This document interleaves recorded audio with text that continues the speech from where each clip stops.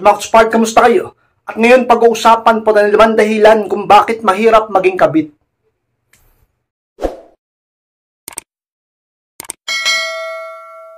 At kung handa na po kayo at masarap po tayo, at muli, be inspired.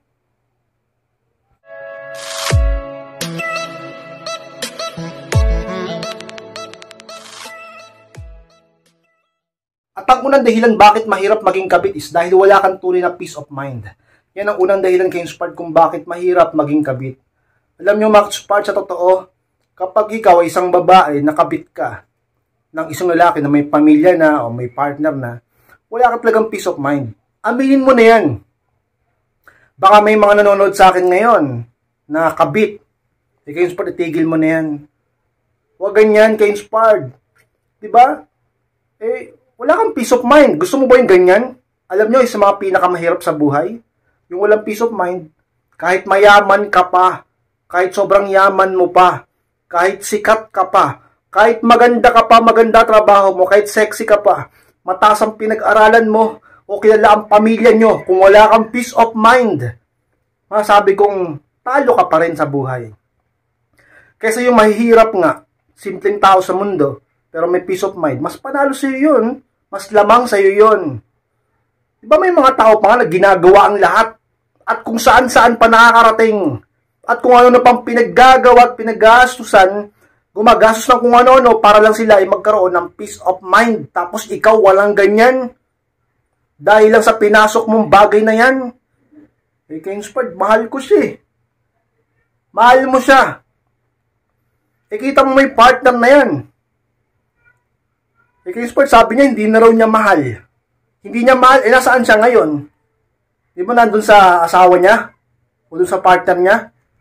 Maghanap ka ng lalaki na, alam mong single. Yun ang deserve mo eh. Di ba? Grabe ka lang. Pinalaki ka ba ng magulang mo para maging kabit lang? Nag-aral ka ba para lang maging kabit? Kay Inspired, huwag ka magsita ng ganyan kay Inspired. Huwag mo kaming husgahan. Huwag husgahan eh. Kahusga-husga ka. Pinasok mo yung bagay na, kay Inspired, hindi ko naman alam na may asawa siya. Hindi sana kumalas ka. Life is a matter of choice. Kay Inspired, hindi ganun kadali. Hindi ganun kadali. Pero ikaw pa rin ang pumili kung bakit ngayon sasaktan kang ganyan. Kung sino ka ngayon, kung ano pinagdadaanan mo ngayon, dahil din sa mga desisyon mo yan sa nakaraan. Dahil din sa mga choices mo. May pagkakataon ka pang pumili. Hindi pa huli ang lahat kay Inspired. Alam nyo, marami na papahamak sa ganyan. Pagiging kabit, yung iba nga wala na eh. Yung iba nasira ang buhay eh. Kung makatapat ka ng ano, diba, makatapat ka ng misis o partner na babae na grabe, pipiliin mo kung sinong makakalaban mo. Kaya Inspired, sa mga talagang dahilan kung bakit mahirap maging kabit, wala kang tunay na peace of mind. Isa sa pinakakailangan sa mundo, yung kapayapaan ng isip. Ka-Inspired. Pangalawang dahilan mga ka-Inspired kung bakit mahirap maging kabit is dahil hindi mo siya madalas makakasama. Yung palawa ka-Inspired. Isipin mo yan, hindi mo siya madalas makakasama dahil nga, may partner na eh. Kabit ka kasi. Ha? Yan. Sa mga disadvantage kapag ka pumasok sa ganyang sitwasyon at ganyang relasyon. Diba? Hindi mo siya lagi makakasama. Di ka ba nainggit sa iba? Na wala silang tinataguan, hindi sila nagtatago, anytime na gusto nilang magkita. Siyempre, pero lang sa mga LDR Kung LDR kayo, edi talaga. Kung LDR yung partner nila, di ba medyo makakalawag kayo. Pero kay Inspired, mahirap talaga yung ganyan. Na may partner na yung lalaki.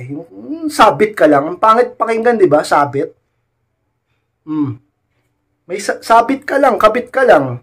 Kaya tingnan mo, ang hirap na hirap kayo makahanap ng pagkakataon upang kayo magkita at magsama. Hirap na hirap kayo ng talaga namang gumawa ng plano kung kailan kayo magkikita.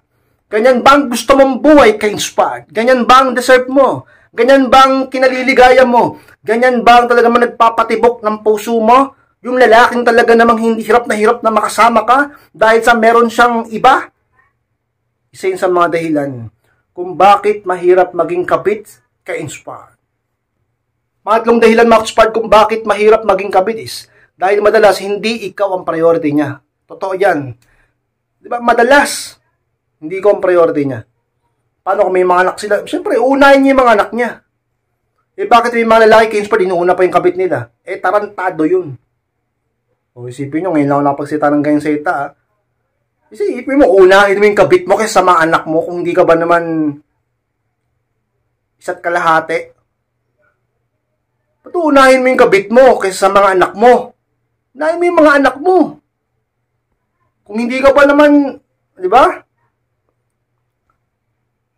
Kaya isa yan sa mga dahilan. May mga lalaki na kahit nagkaroon sila ng kabit, mapagmahal pa rin naman sa pamilya.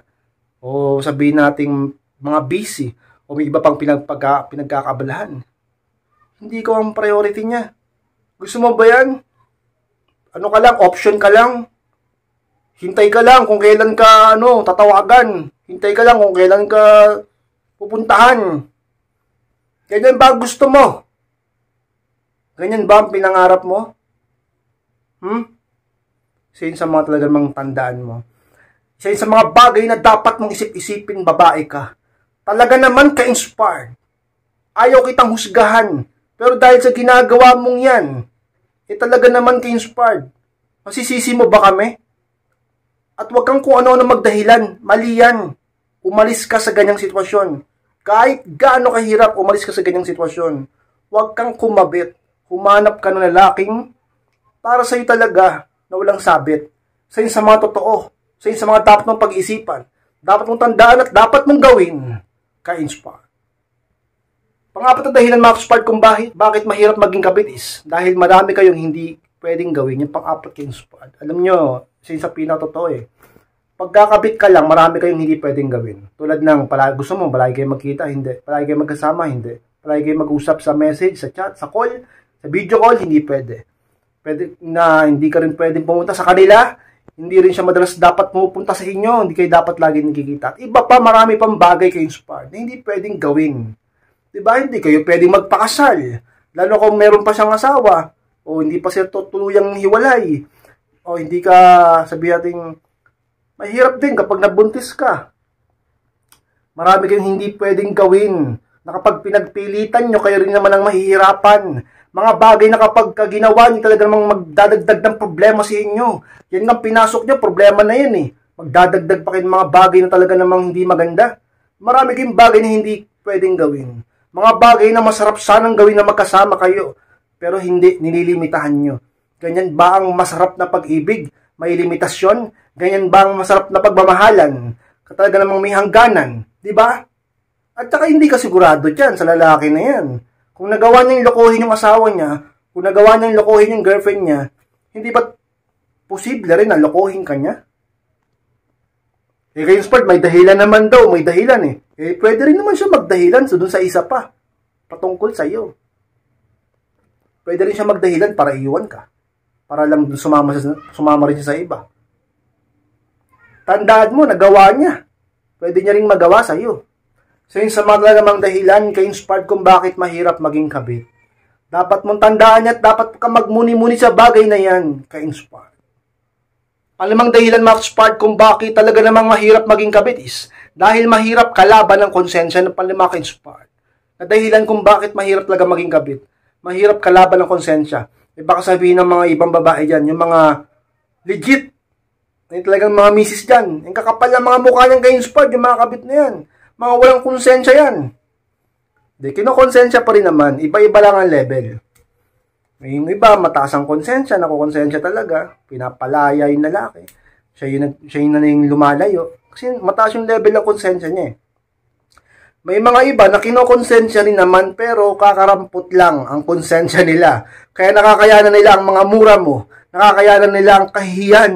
Nakakayanan nila ang talagang hirap ng sitwasyon ng pagiging kabit. Di ba? Nakakaramdam din ng konsensya yan. Alam nilang mali ginagawa nila Naiisip din nila yan. Iba-iba lang ang level ng konsensya. Yung iba talagang nakakonsensya, yung iba hindi masyadong nakakonsensya. Pero ang point dito, nakonsensya pa rin, di ba? Mahirap kalaban ng konsensya. Akala mo? Yung ibang hindi pinapatulog Hindi makatulog sa gabi, kakaisip ng kasalanan nila eh. Dahil alam nila meron siyang inagabyadong ibang tao, meron siyang tinatapakang ibang tao. O siguro, may nanonood sa akin dyan, kabit ka, no? Oo, ikaw, kabit ka, no? Ikaw, kabit ka, di ba? Itigil mo na yan ka-inspired. Maganda ka. May value ka. Marami pang pwedeng maakit at manligaw sa'yo. Humanap ka na lalaking talagang para sa'yo. Huwag dyan sa may sabit. Sapagkat ka-inspired. Sa bandang huli, hindi ka nakatitiyak dyan. Yan ba ang gusto mo? Ipagsapalaran mo ang buhay mo dyan? Ipagsapalaran mo ang pag-ibig mo dyan? Akala mo ba biro ang masaktan? Akala mo ba biro ang pumasok sa ganyang sitwasyon? Eh kung gawan ka ng masama ng asawa niyan, kung gawan ka ng masama ng girlfriend niyan, ng partner niyan, ng kinakasama niyan, eh kung gantihan ka, o kaya naman sabihin ipakulong ka, o sabihin natin ka-inspired na bumalik sa'yo yung ginagawa mo, yung nasa itaas na, o yung, di ba, yung may kapal lang magparusa sa'yo, ikaw din ang kawawa. Ka-inspired habang may panahon pa, habang may pagkakataon pa, gawin mo na kung anong tama. Sa mga pinakadahilan kung bakit ka-inspired, mahirap maging kabit, talaga naman ka-inspired, mahirap kalaban ang iyong konsensya. At talaga naman, mapapayok sa inyong lahat ng mga kabit dyan. Gawin nyo na ang tama upang kayo ay maging tunay na masaya ka-inspired.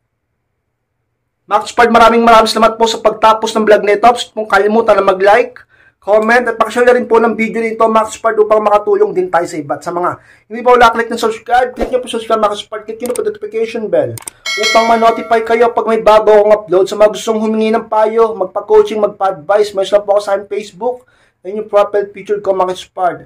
Message nyo ako dyan, ako po mismo ang siyang magre-reply sa inyo. Maraming salamat, Max-inspired, mag-ingat kayo lahat. Mahal ko po kayo, at muli, be inspired.